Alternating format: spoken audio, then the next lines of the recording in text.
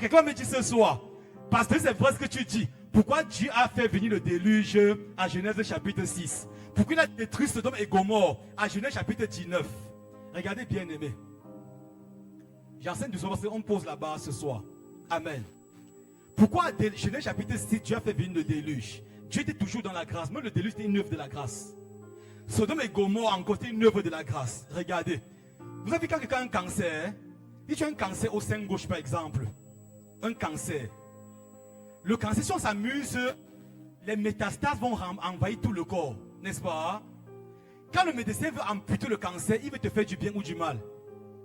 Donc il décide d'amputer le cancer. Est-ce qu'il est en train de te faire du mal?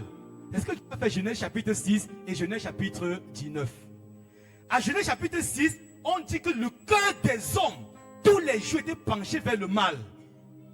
Il y a les Néphilim, certains anges déchus, qui ont commencé à coucher avec certaines femmes. Il y avait une race de géants, pervers, méchants. Et si Dieu se taisait, cette race devait corrompre toute la race humaine.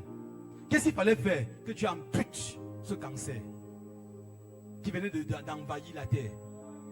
Et quand il ampute le cancer, il fait grâce à qui? À Noé et à sa progéniture. Amen. Genèse chapitre 19. On a vu à Sodome et Gomorrhe. Quand on parle de l'homosexualité dans la Bible, on ne parle pas du péché, c'est l'abomination. Quelque chose horrible. Donc les gens sont dans l'homosexualité. Si Dieu se tait, ils vont corrompre toute la terre. Donc sur toute la terre, parce qu'on commence à Sodome et Gomorrhe, et progressivement ça va se répandre sur la terre. Parce que c'est tellement horrible aux yeux de Dieu cette pratique-là. Maintenant Dieu sent que s'il laisse ces gars-ci là, toute la terre sera corrompue.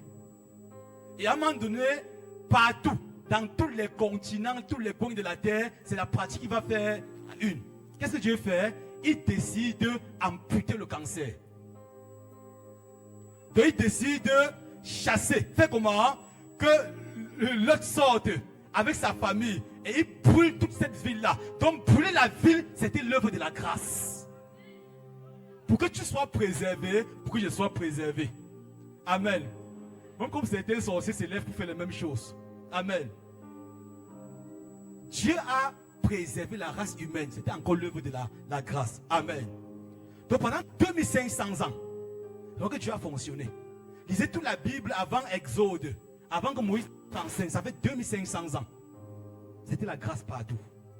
Maintenant quand Dieu a délivré Israël de la captivité en Égypte, même pendant le séjour en Égypte, Dieu fonctionnait par la grâce. Quand ils sont sortis de l'Égypte, ils ont commencé à se frapper la main sur la poitrine. Waouh, nous sommes les champions. Nous sommes le peuple choisi, le peuple privilégié. Ils gonflaient pour la poitrine. 3 mois après la sortie de l'Égypte, Genèse chapitre 10, Exode 19, Dieu va instaurer la loi. Pourquoi Dieu donne la loi? C'est pour montrer à l'homme son besoin d'avoir un sauveur. Son incapacité à se sauver par lui-même. Tu ne me comprends pas bien? Est-ce qu'on m'écoute au fond là?